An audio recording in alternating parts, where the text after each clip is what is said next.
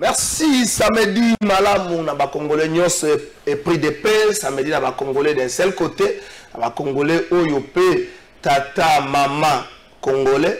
Topé Sibino Mbote. Topé Simbote, na bankaka nyos. Topé Simbote, na bambuta nyos. Samedi, 14 mai 2022, spécialement, plateau de vérité, Mokolo ya samedi. Toujours vanne la présence à Moboko, Likambo ya Congo central. Pour 2 minutes, na bande émission. Baouti ko informer lenge mususu baza ko bongisa ta organisation baza ko bongisa marche mokolo ya le 23 mai ba komeli déjà ba autorité ezali signé par le coordinateur national Kinkela Mpongi Alliance ne Congo atangi ko mbango bien Kinkela Mpongi donc faut un wana ba ya kaza akisa nango baza ko bongisa marche nyonso ezali suite ya élection ya gouverneur ya Congo central marche moko za prévu mokolo ya lundi ezali marche ya mouvement citoyen Congo, bango bazo sal sa marche, ba combien peut dire ba autorité mususu payé. Est-ce que to zongite na phase oyo mbuta Diomi Ndongala lobeke soki bobongi cité to na ingouvernabilité. Est-ce que to komi na phase wate? Qu'est-ce qui ne marche pas na Congo ça? Donc so ba lobi na sima élection ya gouverneur Mboke Vandaki kiwe lokola ndako ba oti ko annoncer sangwa matanga. Moi, je vais vous dire que à 10 h, comme on a 15 h, je vais la menda va la qui me basane, va aussi mal sous-souté. Moi, je vais pénater. Donc, on a sorti moi courage dans des gens, on a autant de de consommer la moi coca pour les boumons, c'est un côté en Anzala. Avec Congo central les salaki bongo. Donc, on appelle mon gouverneur élu. Akomi ko tambola na mona yenkamba bato ba telemi na mona foka mazo na moni awa na kisasa ya kopesa Augustin Kabuya Mbote na moni. Bato mususu na Congo central bazo senga bazonga na arrêt ya conseil d'état. Arrêt ya conseil d'état wana et le baga ke bokonzi ya Congo central donc gouvernance ya Congo central bongisa na maboko ya atu matobwana. Wana bande ko mususu ya Congo central bazo senga bongo. Est-ce que kobo ya zongisa yango na bokambi ya atu matobwana et bomite makasi ya état de droit toujours réfléchir. Pourquoi na loi là-bas électeur Salema qui débat ko sabino que non gouverneur Mouyej a jamais qu'on s'est destitué. Pourquoi dans le Roubangue pas de Gounanga Serge Kabongo élection Salema qui était pas quoi ça que non gouverneur va destituer dans l'Assemblée provinciale mais chef d'État tient à comprendre acte il y a destitution à la tête. Si qu'on a Congo central est le chef avait pris acte il y a quoi il y a tout arrêt à conseil d'État et tika les autres pété pas vendre la présence mingi la carte ya Makambouana ya Congo central. Pour se faire un seul invité na plateau na biso mokola le azali mbuta azali notable azape moto kombe kende sango mazali quand même moko ya bande kwa IDPS cadre ya fédération ya Congo central ndeko Didier Ntsatsa na pesi mbote. Na pesi yo pe ko la mbote mingi ndengo ya minga mbaya liboso na plateau na en train de remercier mingi. Bon, vous n'êtes pas Congo central senga mingi bambuta. Vous avez né Congo, vous avez monio belongo yebana, Congo pe a dizaine ça c'est faut tout na batu nyoso ba yebi pe yango. IDPS on dirait que c'est prononcé dans makambo ya oyezole kana Congo central. On dirait IDPS otika mobeko esala nango, ça dit mobeko etambola. C'est comme mobeko ngo peuple azo ebateza mobeko nene za élection tous les alliés arrêt à conseil d'état mais tout bandana no élection salami na Congo central salama qui na détour vendredi pe lundi mokola lundi ba sango surtout aussi ba lobi Matadi et Vandi Kimia ba ville ya Congo central et Vandi Kimia est population alliée observatrice est population alliée un peu perplexe azoye bateni na sala ba tala makambango bino moni ngo bino moko ba mbuta. Bon, ngai take na part na ngai pour la population ya Matadi bien Congo central et situation Congo central zo vivre en ndenge posture autour pour le blanco ma réhabilitation et puis na ma élection. On retard na cadre élection Nathalie na autant lecture par la population na moni population ba s'adhérer dans makambo na te ba sepeli na ngote na ndenge yango elekeli parce que kuna na kati balobi batumo bavandi kuna ba respecter ba règle te na bande ya osala yango tie na kati osala ngo ba respecter ba règle te o ba considérer le quoi les réunion mo ba sauvage na kati ba sauvage ben na forêt o ya makasi le plus offrant o to mona ki nda alongi o ba population balobi ba moni que on dirait ba député bazo kendo osala na mission o ba watileki bango te bango ba ken plus ko tala mabumu na bango mbongo na bango. Alors même biso mo pe très indigné parce que biso to ba oyo boy ngai bo to vanda rapena député wana na ko yeba ko pana bango tina ba ko ba komi ba kanwa so comme un montant il y a 100 ou même ba o bazai ko rester même plus de 100 000 dollars. Le député m'a déposé après l'élection 100 000 dollars na banque moko batindi molonga ni na Cadeco atiki na Cadeco 100 000 ngala ba banque te. Voilà, il y a même un député monsieur Azan Matadi bazara na ça groupe ba écoute son ba voiture. On dirait la Congo centrale bien matériel va voiture za la tête ba son ko kuno ba kimi ba lukara bango. Voilà, so population zo mona nyonso wana azana amertume, azana kanga ya kotala batu oyo ya ko sa responsabilité bazo ba ko tosa ko sala lango na ndenge mo malamu te pona bolamu eza na kati ya province. Donc population réaction les ayi penza légitime ba prouver makamyo se le kangi na assemblée na provinciale na bisote. Mbuta Diomi oui bien. Oui, très très bien, très très bien. Azali moto ali boswa bandaki likambuya ko belela ke corruption ezali. Ya lobi ne ka corruption. Atika ko loba montante, atika ko loba nini te. Alobi ne ka corruption esalami. Na simala ye Mbuta Jean-Claude Vwembo yebie. Très bien. Ya lobi ba elenga makasu. Makasu ba kana ngaka makasu to ba kana ngo permo na ko pesa makasu na peso ya mo mbongo akoluka ta 100 francs. Oui, na ba réaction boy union surtout yo ka boy na gauche à droite et pesa biso na tiboy pour ça bientôt longo la kati ya mboka. Hein? Dans la confusion, ba Mbuta obiso to respectera. Parce que le quoi papa grand frère Jean-Claude Vwemba. Na thèse na ngai ya droit na exploiter qui makamo ya saki d'ensemble. Donc je me suis inspiré de lui. Mais tant azolo ba makamazo ba na zo retrouver souté à bata makasu. Mais ça bien le monde en français to bango za pot de vin. Hein? Pot de vin eza loka madame te ça te to embellir muto ma bezali to embellir ngo na ba to loka ba récital moko ezanga tina.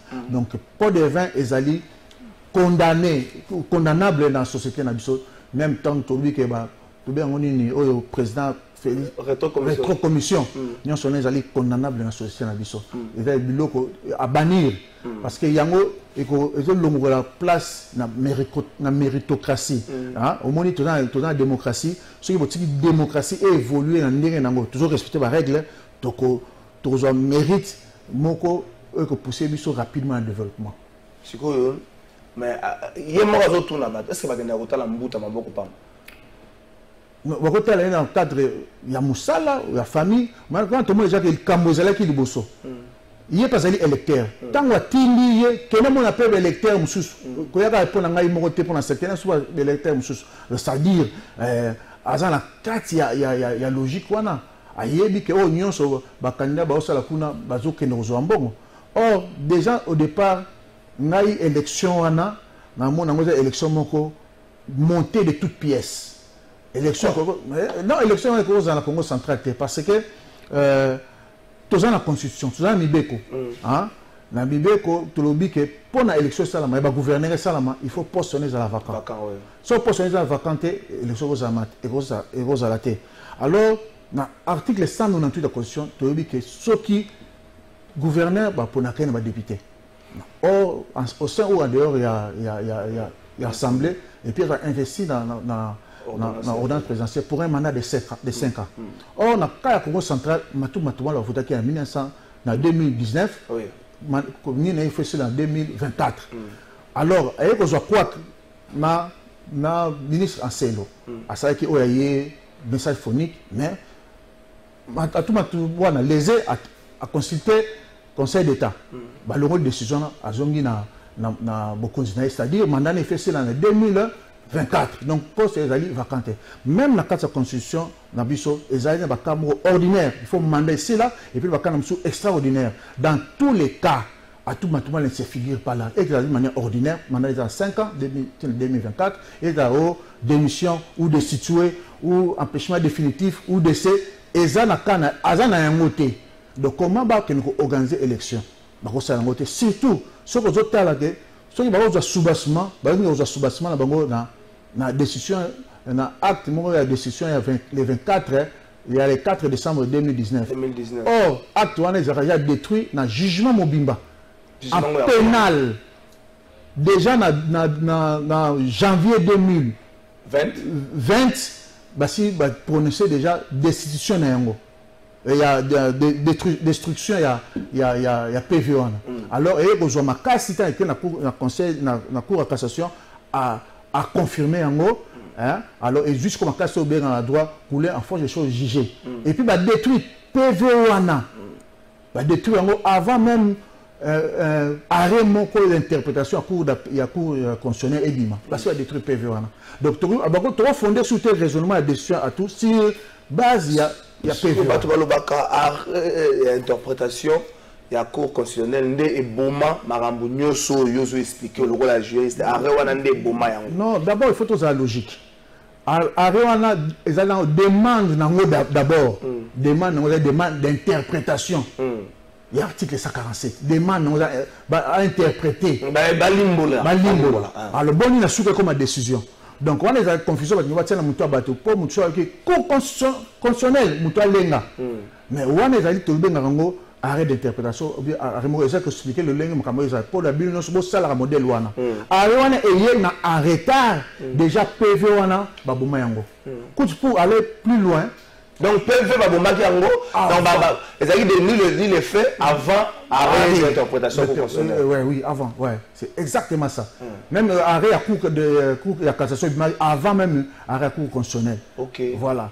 Alors, même le député Nabiso Bango Moko, le 23 octobre 2020, tant que arrêt est bimi, nous avons commune à la province, va salir plénière Mobimba. Le 23 octobre. La plénière, on a examiné arrêt d'interprétation, arrêt général, à tout pays arrêt de société parce que on constaté les cas tribunal au baki PV on ne pas déclarer la plénière PV on acte il y a assemblée pour frauder on débat ça qui PV on et ça acte assemblée donc il faut pas détruire na simalango ba bomaki ba décision même 3 ou 4 oyo bato qui na capacité au CGT mais ba CGT alors bon même yemo assemblée on a le 29 octobre 2021 suite il y a réhabilitation il y a tout là par le Conseil d'État à prendre acte. Ce qu'on passe ce problème, mes amis. À prendre acte. Tout a été réhabilité le 21 octobre 2021. Kolonga 21 octobre 2021. Si tu commune à Mokolo basé l'élection, à tout matouana à zongité na bokambi pour na nini. Les soumouza wapi. Posons à le physique. Le physique. Les textes, ils allaient. Personnellement, ce n'est pas au journal qu'on décrit. Donc, parce que nous avons tout le tout droit. Tout le temps, le président, chef de l'État, l'État de droit. Parce que l'État de droit, même les constitutionnels, mais le président de la République a tient le corps, et ça miroir, et ça le quoi guide. Alors, à côté de là, même les modèles VPM, ministre de l'Intérieur, agir. Daniel Asselo. Daniel Asselo agir. Ils ont vendu à terre dans le quartier Libeko. Parce que hier, moi, il est accueilli pour exécuter arrêt à cour constitutionnel.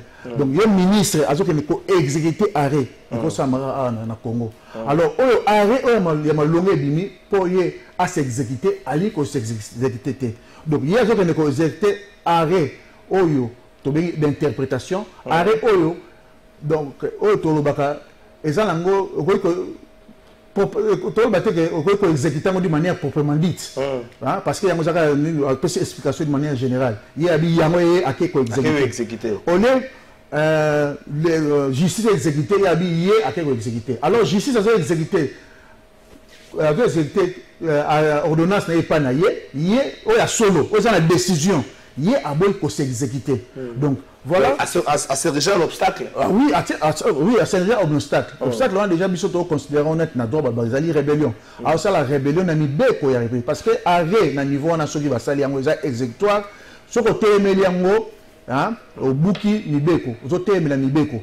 Donc, ça, la rébellion, na mi beko. Qu'est-ce qui fait que, même dans la rentrée judiciaire, dans le Conseil d'État, tombola qui ngongo pour la relobage non, liboso mo konzamboka ba exécuter mbele ba to sa ba décision na biso ba décision na biso te batanga ki ba province belé ça a été un coup de pouce pour résoudre les combats comme ça va comme à l'élection. Alors moi Nathalie oui on a payé même pour ça tant ça mai ya miso bazo nous congé institution aza ko lelela et pas ya chef de l'état ou aza organe suprême pour la paix ça m'a beaucoup d'institution oyo ils ont réglé ba conflit oyo ça je peux ça qui met la société mais bazo ngo respectant côté donc il n'a pas pu ça vraiment miso mais comme ça la fiction natala modèle nini le chef de l'état azali na batunaye hein nazomona ke na fiction na ça on dirait même bateau baza pembe naye bango bazoza na kati ya ba coup au place union sur base décision les autres ndako il semble difficile pour les aller exécuter na la fiction na salle na monde za modèle one donc il y a toujours bateau yo ne mais ça oui ba organisation ils appellent ba toute une organisation ils a autour de lui so nous connaissons ça qu'on a mon intérêt mais ça jugement les obé donc ata osali mukando comme le pas chef de l'état et ko komaté ba requiser réception et komaté parce que bateau baza zinga ba ko leksango te ata yo osala demande na yo na likambo songolo oyo ezali conseiller likambo boye au moins chef de l'état et ko tiko komaté chef d'état ko yamba oté pour ko komaté donc chef d'état ko yokate akoyokate parce que au moins makele dans Congo central vous pensez il n'y a pas makele la nina oyo tozo mona lokola avant de comment on va marcher bazo senga na ba demande d'annulation à élection ne bazo senga makele les années oui makele les ali d'abord makele le bosso de la réhabilitation ce makele on est silaté tilelo les ali sur ba baksa élection makele et barisami et aussi silaté alors bateau bazal lésé vous pensez bazaka peine souci comme un chef de l'état pour na nokola bateau non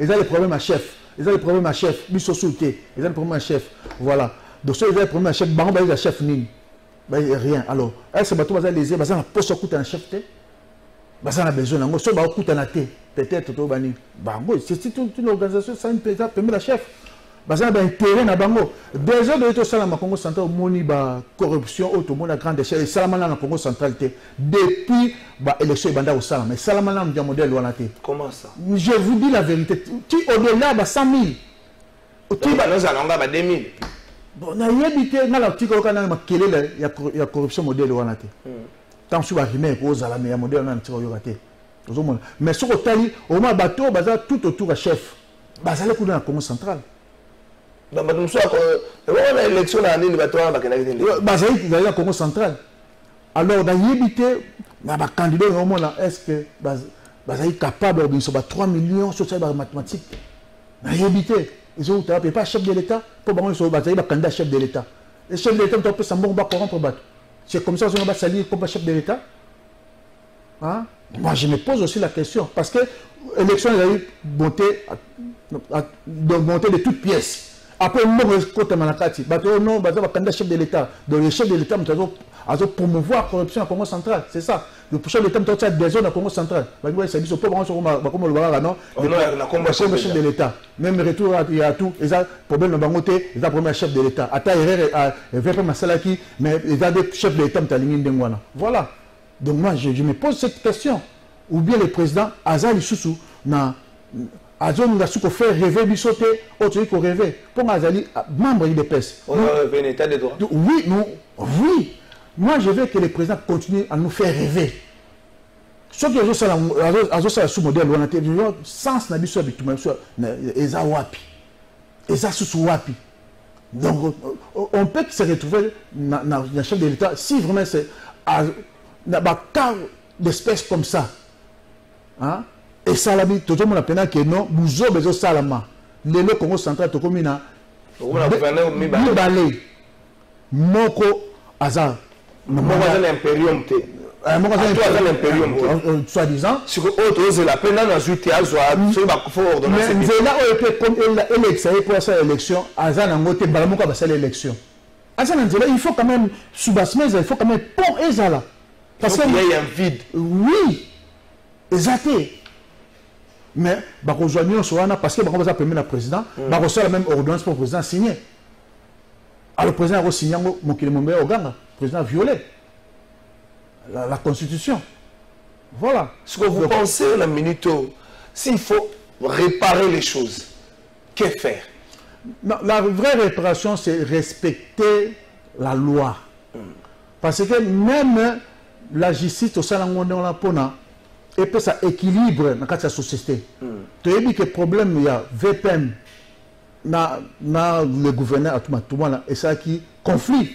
Alors conflit on a résoudre on a organe habilité et puis la seule compétente en matière on à résoudre le problème on a. Pourquoi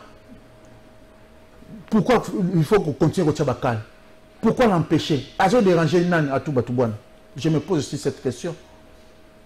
A-t-il dérangé Nani? Il n'a pas été un pro-Kabound, Kabound a sous la pouvoir, les pro-Kabound doivent partir, c'est pas ça? Bon, ça c'est pas juridique, ça c'est politique. Je ne sais pas, mais tout le monde a pro, je ne sais pas comment je peux le dire. Parce qu'il peut avoir des amis. C'est un responsable, il y a province. Comment que Kaboun, membre, il y a parti au pouvoir, ou Kaboun, il y a membre du parti au pouvoir, a une antipathie. C'est pas cohérent. Et puis, étant le gouverneur de province, même parti, à toi déjà, il faut toujours bien. Parce que c'est lui qui détient la suprématie sur la politique de la province. Le 29 octobre, et bon, ils l'exécuté. L'autre kobomaka à tout matouban, ils allaient visite na une résidence ya Kabound mukolo makambe bandi. Tant que ba monnaie longine kuna bankaka balobire mayobo mpoko mefu. Et si. Ben obi tant le Kamboyaka bien salama ki wana mais ça fait à camarade na yo. Beaucoup quand même grand yo il va s'en prendre c'est quoi au juste? Ah bon, ba yebani, ayebi a autorité. Il y a pays, des premiers vice-présidents assemblés. À mon avis, quoi que pas, il y a bien à aider pour cela. À rendre visite. Mais est-ce que ce sont des choses donc futiles? C'est un mot, il faut tirer un mot que à cause d'un homme intégrité.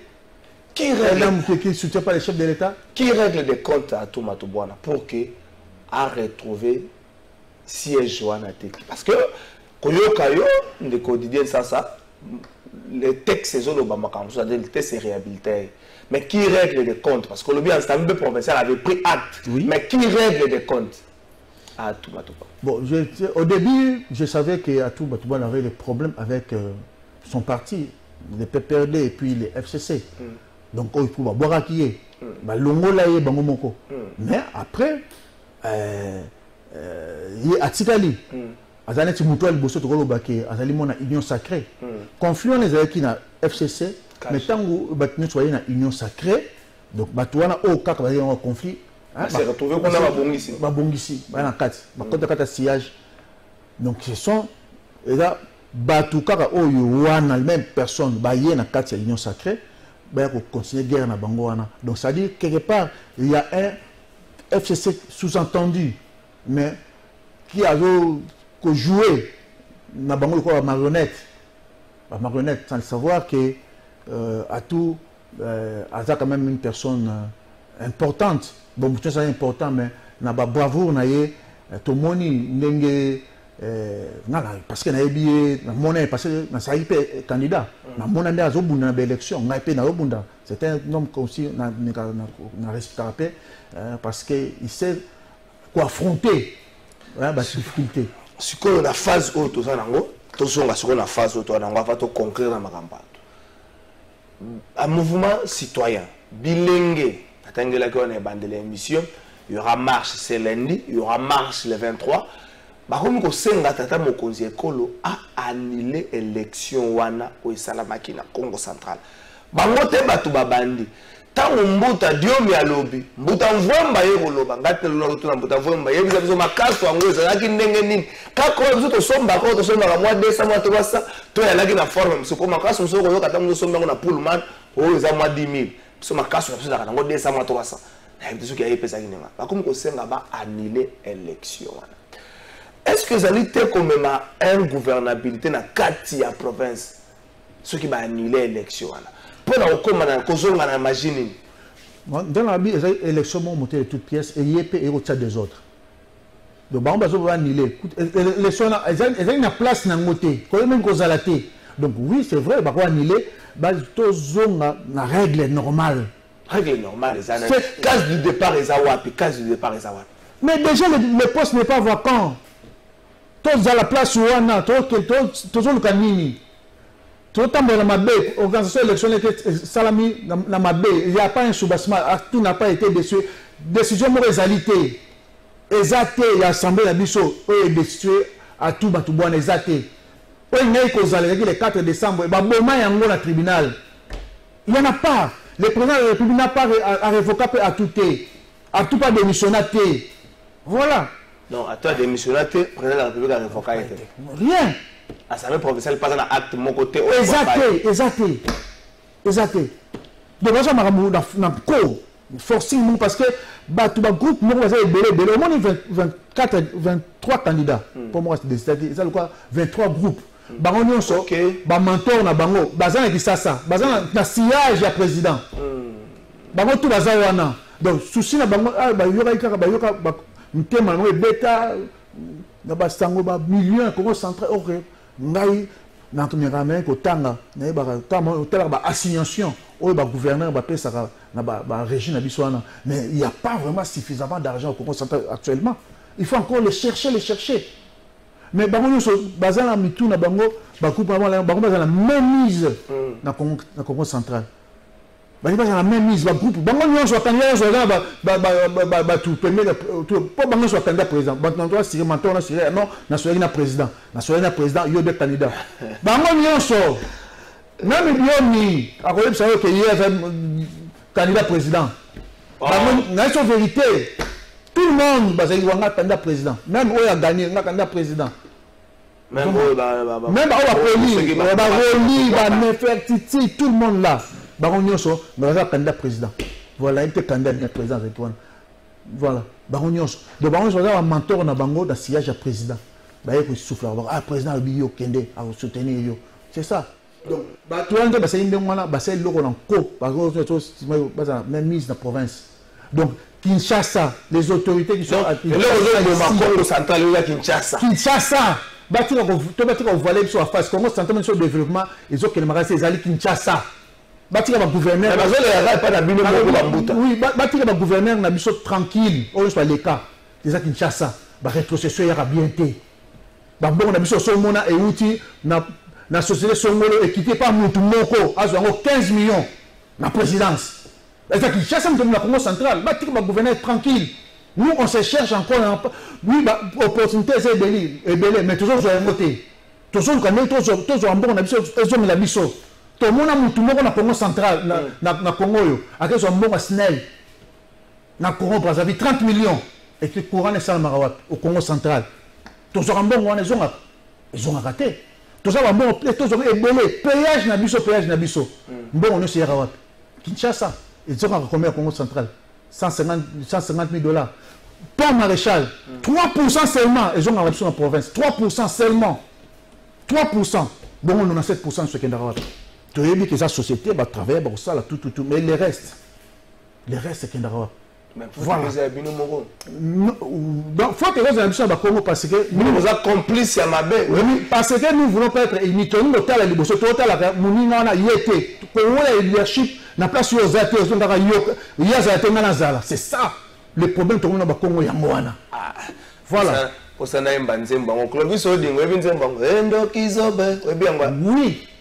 Oui, il faut les Congo battre tous les Zoba. Oui, voilà. Problème. Si on a minute au Congo central, tout le bango vérité, moi. Marche, c'est vrai. Ma marche est bandaka boy. Tokei boy, salut et boy sala. Ceux qui boy maîtriser en beauté et salut makelele. Et comme le problème, oh boy.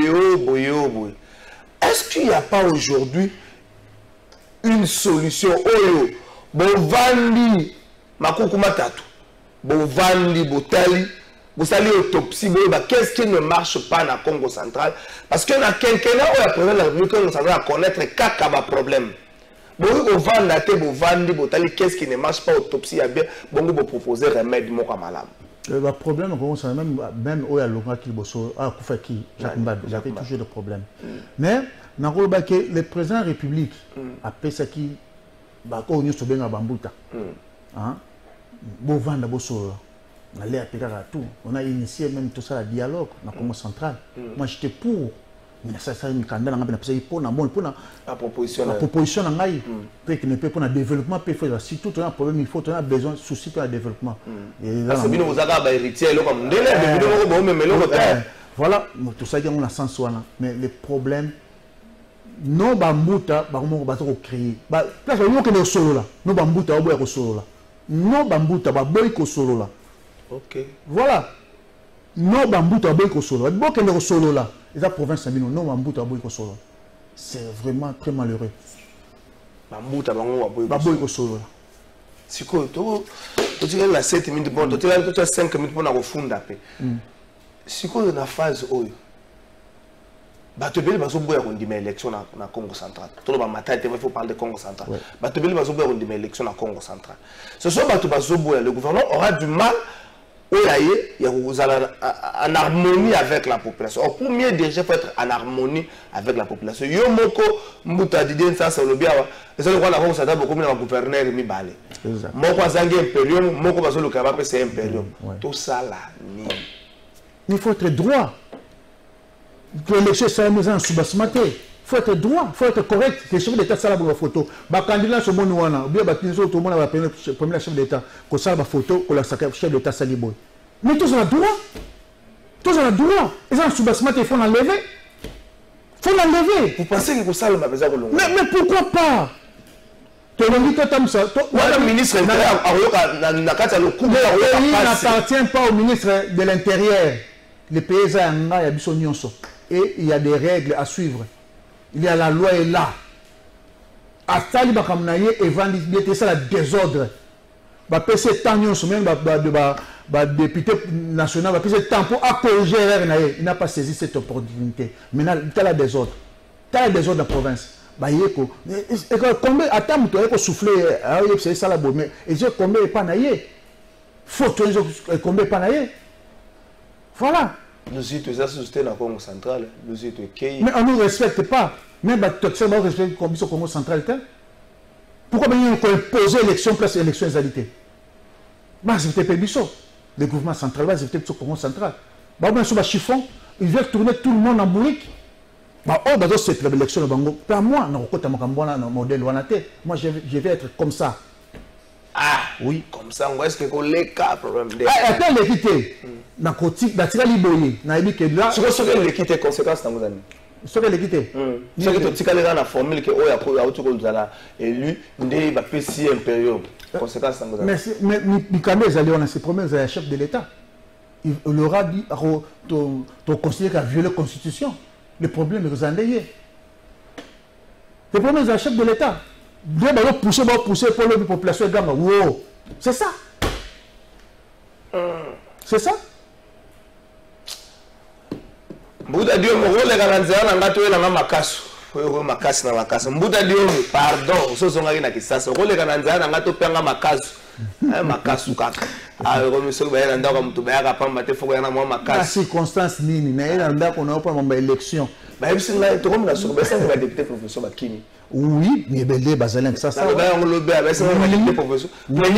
matin, il semblerait que soit va convoquer premier candidat va robimata 5 à 20 bazar na kati baba na kati banganda bazolia biloko to bien ngoni na kapela kuna basoyi ba voiture na bango bazar na hôtel là voilà la vie kuna bazar marié mais ah ouais je sais pas on ne peut pas bango songi sambongo bango songi ba msusu ba songi saté. Oui, je te dis la vérité. Naza moi na matadi na solora to vanda na ba député. Donc ba mail ba ko bangando.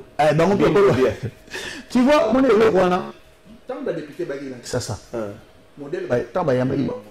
Déjà ça, ils sont déjà mabé modèle wana. Pas moi réclamer Jeep. Ah, d'accord, vous avez député pour aller à Jeep. Ah, pas les gamins à Kenchi. Non, on va aller Jeep. Moi, si le Parlement là, c'est que non, qu'on a Sarayosa. Mais ma député, bien que na Congo central élection est athée.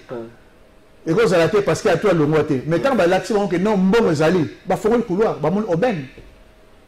Ba mon oben. Eh, voilà, ba comité na ba 100 000. Ah, tout ce qui ça. Ba comme sous ba zone cité, ba vous attend sous na ba 180 000 $. Eh, marchandise bien.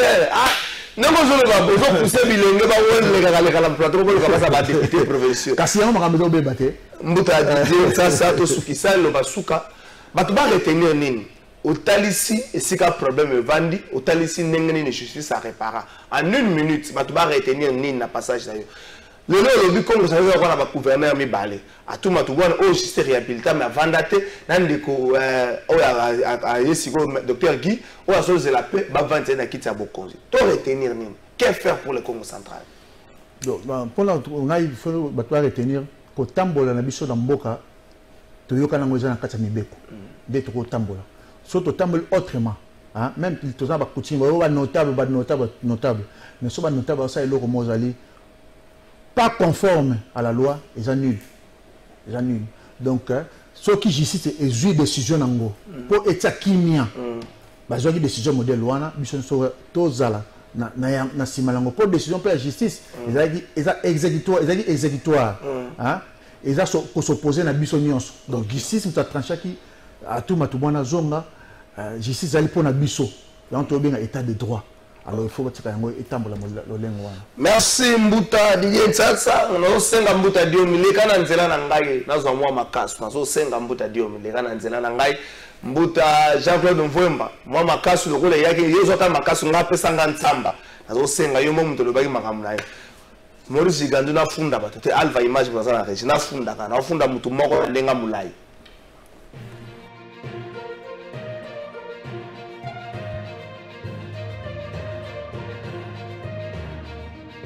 funda sikoba tama mokonzi ekolo ofundo na batuna funda lelo population de Sengia na mutazu jouer na yazu ni nae tant papa comme retourner situation ya famille moi no afunda ka bato na se présenter le kola merci tata mokonzi ekolo mono afunda ka bato aye tata mokonzi ekolo na ye ko funda mokolo ya samedi ba karara alba bimisala ka kufunda likolo na ye ko funda mokolo ya samedi ba karara ko funda mingi suka ka vendredi mais na ye ko funda mokolo ya samedi. Tata mokonzi ekolo Biblie eloba la justice élève une nation. Wana eloko ya solo. Biblie eloba te soki makasi soki ni Biblie eloba la justice élève une nation. Mais tata mokonzi ekolo est-ce que ndenge zo salema na Congo central soki justice ezate province wana potombwama motuna ya liboso nazo tuna yangwana. Oyo zo salema na Congo central soki justice ezate est-ce que province wana ekotombwama tata mokonzi ekolo tozonga sikoyo justice elobi nini mpo na Congo central soki ya solo tata mokonzi ekolo justice réhabilitaki ya tout botia pose botala ndenge nini bokosala soki justice réhabilitaki ete botala esika nini oyo ya déposaki démission esika nini yozaki acte ya déchéance na ye botala mais soki mpe nyonso wana tata mokonzi ekolo élection ya bagouverneur ndenge esalemi na Congo central soki justice eza te développement ekozala te bokoluka nganga pamba bakongo bango moko balobaka ndoki zoba alie mwana na butu na tongo abandi kolela kofunda lelo esili awa bakongo bozolia bana na butu bozobomba nde province na tongo tande bokomi kotelenga na miso zibula miso bon allez kofunda lelo esili